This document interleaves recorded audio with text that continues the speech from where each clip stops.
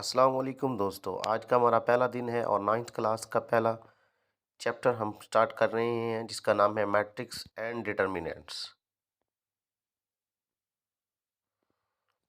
Introduction की बात करें तो वो कहता है the matrixes and determinants used in the field of the mathematics, physics, statistics, electronics and other branches of sciences. The matrices have played a very important role in this age of computer science. The idea of matrices was given by Arthur Cayley, an English mathematician of 19th century who first developed theory of matrices in 1858. बस इसमें ये बता रहा है कि matrix math के अंदर भी और फिजिक्स, स्टैटिक्स और इलेक्ट्रॉनिक्स की मुख्तलिफ ब्रांचेस में यूज़ होती है और इसको एक साइंटिस्ट था, इंग्लिश साइंटिस्ट आर्थर कैले, उसने इजाद किया 19th सेंचुरी में। अब इसकी डेफिनेशन की तरफ जाते हैं तो डेफिनेशन में मैट्रिक्स की क्या कहता है, अ रेक्टेंगुलर एरे और a formation of a collection of the real number. उन रियल नंबर को हम अगर किसी भी ब्रैकेट के अंदर क्लोज्ड कर दें, कोई भी रियल नंबर उनको हम अगर ब्रैकेट के अंदर क्लोज कर दें तो वो जो फॉर्म बन जाती है उस फॉर्म को हम कहते हैं मैट्रिक्स। अच्छा, मैट्रिक्स के अंदर ये जो नंबर होते हैं इनको इंट्रीज भी कहा जाता है या इनको एलिमेंट्स भी कहते हैं और हमेशा ही किसी भी मैट्रिक्स को आप लिखें आपको उसका नाम लाजमी लिखना पड़ेगा और वो भी कैपिटल अल्फ़ाबेट के अंदर। इसके बाद मैट्रिक्स के रोज़ एंड कॉलम्स की बात की जाए तो आपके पास मैट्रिक्स के अंदर दो चीज़ें होती हैं, या तो एंट्रीज़ आपके पास हॉरिजेंटली होती हैं और दूसरा एंट्रीज़ आपके पास वर्टिकली होती हैं। जो हॉरिजेंटली होती हैं, हॉरिजेंटल लाइन, ये जो आपके पास हॉरिजेंटल लाइंस दी हुई हैं, ये हॉरिजेंटल लाइंस जो हैं ये तीन R1, R2 and R3, in 3 horizontal lines को कहा जाता है रोज़। और ये जो वर्टिकल लाइन नीचे खड़ी है, नीचे की तरफ जो जा रही हैं, C1 है, C2 है और C3 है, इनको कहते हैं कॉलम्स, रोज़ एंड कॉलम्स। अच्छा, ये जो अब रोज़ एंड कॉलम्स हैं इनसे मिलके नेक्स्ट डेफिनेशन बनती है जिसको हम ऑर्डर ऑफ अ मैट्रिक्स कहते हैं।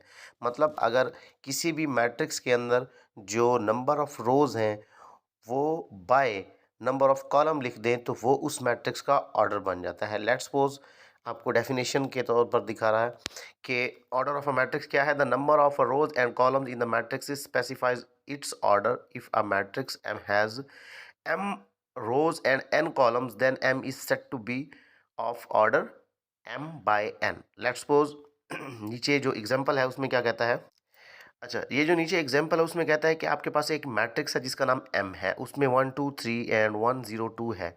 तो आप ज़रा इसको देखें कि इसके अंदर रोज़ कितनी बन रही हैं। ये एक रो है और ये दो रो हैं, दो रोज़ बन रही हैं और कॉलम देखें 1 2 और 3 कॉलम्स है, मतलब 2/3 हम इसको लिख सकते हैं। इसी तरह से नीचे एक आपके पास एन मैट्रिक्स है, उसमें 3 रोज़ हैं और 3 कॉलम्स है, इसलिए 3/3 कहा जाता है। इसके बाद नेक्स्ट देखते हैं कि कोई भी दो मैट्रिक्स इक्वल कब होते हैं, कोई भी दो मैट्रिक्स इक्वल कब होते हैं। इक्वल मैट्रिक्स की डेफिनेशन के तौर पर हम देखते हैं कि दो matrix let A and B, two matrix then A is said to be equal to B and denoted by A is equal to B if and only if. ये दो कंडीशन हैं, अगर ये फुलफिल हो जाएं उन दोनों मैट्रिक्स के ऊपर, देन आप कह सकते हैं कि ये दोनों मैट्रिक्स आपके पास इक्वल है। तो पहली चीज़ क्या है कि the order of A is equal to the order of B, मतलब दोनों मैट्रिक्स के ऑर्डर सेम होना चाहिए। इससे मुराद है कि अगर ए मैट्रिक्स का ऑर्डर है 2/2 तो बी मैट्रिक्स का भी 2/2 हो, उसका 3/3 है तो उसका भी 3/3 हो, 4/4 है तो 4/4 हो, दोनों के ऑर्डर सेम हो, पहली बात। दूसरी ये कि उनके जो इंट्रीज हैं वो इक्वल होनी चाहिए, मतलब वो जो एलिमेंट्स हैं जिनको हम एलिमेंट्स या इंट्रीज कहते हैं वो दोनों मैट्रिक्स के अंदर बिल्कुल सेम हो, एक जैसी हो। फॉर एग्जांपल, ये ज़रा एग्जाम्पल के तौर पर देखें कि इक्वल की बात कर रहा है कि एक मैट्रिक्स ए है उसमें 1 3 -4 और 2 है, और जो दूसरा मैट्रिक्स है वो है बी, उसमें भी 1 2 + 1, मतलब ये भी 3 बनता है, -4 और 4 - 2 ये 2 बनता है, और इक्वल मैट्रिक्स मतलब उसकी ए की इंट्रीज और बी की इंट्रीज, एक तो ऑर्डर सेम है, दूसरी इंट्रीज एक जैसी हैं, इसलिए आप कह सकते हैं कि आपके पास मैट्रिक्स ए बराबर है बी के। इस तरह से नीचे दो और एग्जांपल हैं, वो आप देखें कि एल आपके पास है, उसका ऑर्डर तो सेम है लेकिन उनकी एंट्री सेम नहीं है। नीचे वाली रो या कॉलम की लास्ट एंट्री देखें कि एल मैट्रिक्स के अंदर प्लस का 2 है और एम मैट्रिक्स के अंदर -2 है। अगर इसका एंट्रीज़ का भी डिफरेंस हो तो भी ये इक्वल नहीं होगी। तो नीचे लास्ट वाली है, उसमें पी है और क्यू है। पी मैट्रिक्स को देखें कि उसमें कौन-कौन सी एंट्रीज़ है, 2, 3, -1, 2 और ये आपके पास जो क्यू है उसका तो देखें ऑर्डर ही सेम नहीं है। मतलब पहली बात तो आप कहते थे कि ऑर्डर सेम होना चाहिए, इसमें तो ऑर्डर ही सेम नहीं आ रहा। अगर ऑर्डर ही सेम नहीं है तो आप बेशक कह सकते हैं उसको कि वो आपके पास इक्वल नहीं है, नॉट इक्वल है। आगे चलते हैं और एक्सरसाइज 1.1 को सॉल्व करते हैं। इसका पहला क्वेश्चन है जिसमें वो कहता है कि find the order of the following matrixes. अब ये आपके पास मैट्रिक्सेस दिए हुए हैं, आपने इनके ऑर्डर्स बताने हैं, मतलब इसकी number of row by number of columns आपने बताने हैं। तो जैसा कि आप देख रहे हैं कि पहला मैट्रिक्स जो ए है, तो क्वेश्चन नंबर 1 का ए पार्ट में कहता है कि आपके पास मैट्रिक्स ए है जिसकी 2 रोज़ हैं और 2 कॉलम्स हैं। मतलब ऑर्डर ऑफ ए कितना है? 2/2। और ऑर्डर ऑफ बी भी देखें तो वो भी 2 रोज़ और 2 कॉलम्स हैं, इसलिए 2/2 ही होगा इसका भी। सी मैट्रिक्स का ऑर्डर है, इसमें रोज़ आप देखें तो रो एक ही है और कॉलम्स 2 हैं, तो इसलिए ऑर्डर ऑफ सी इज़ 1/2 है। और ऑर्डर ऑफ डी क्या है? इसमें 3 रोज़ हैं, 3 रोज़ हैं और 1 कॉलम है, इसलिए order of D is 3/1। Next देखते हैं कि ई के अंदर क्या है। ई पार्ट में कहता है कि इसमें 3 रोज़ हैं, एक रो है ए डी, दूसरी रो है बी ई, तीसरी रो है सी एफ और 2 कॉलम हैं A B C D E F, 2 columns हैं, 3 रोज़ हैं और 2 कॉलम हैं, तो ऑर्डर इसका क्या बनेगा? 3/2। एफ में एक ही रो है, एक ही कॉलम है, इसलिए 1/1। जी में 3 कॉलम्स और 3 मैट्रिक्स सॉरी 3 रोज़ और 3 कॉलम्स हैं, तो ये भी 3/3 बना। और एज मैट्रिक्स के अंदर 2 रोज़ हैं और 3 कॉलम्स हैं, इसलिए 2/3 बन गया। नेक्स्ट क्वेश्चन है, कहता है which of the following matrices are equal. मतलब इनमें से जो दर्ज झैल आपके पास मैट्रिक्स हैं जो इक्वल हैं वो आप लिखें।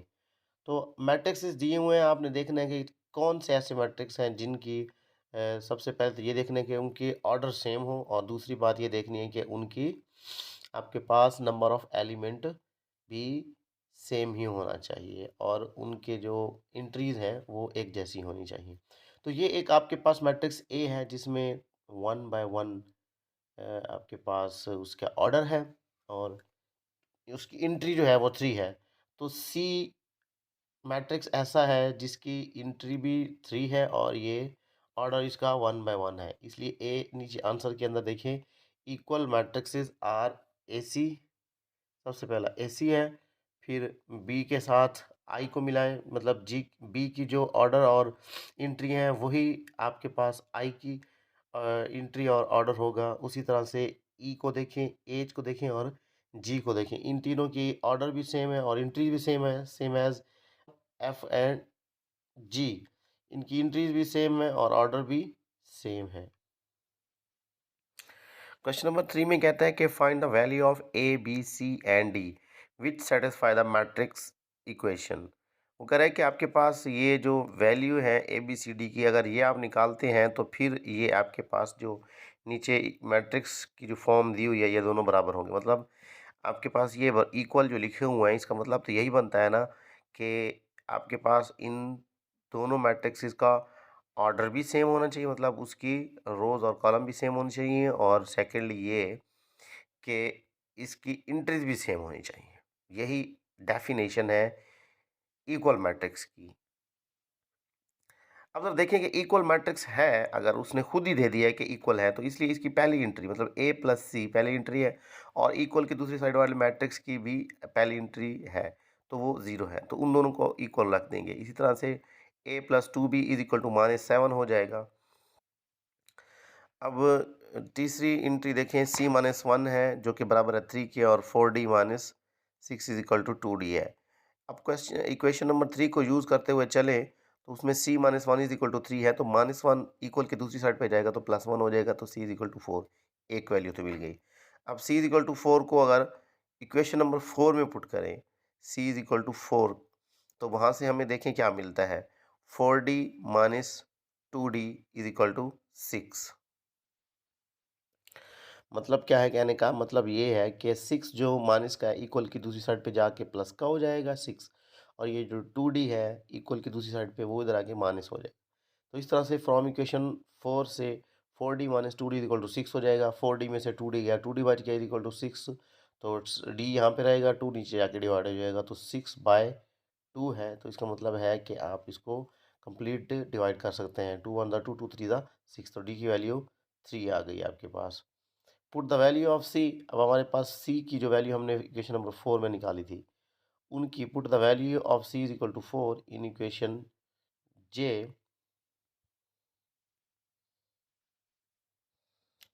अब वो कह रहा है कि put the value of c is equal to 4 in equation 1।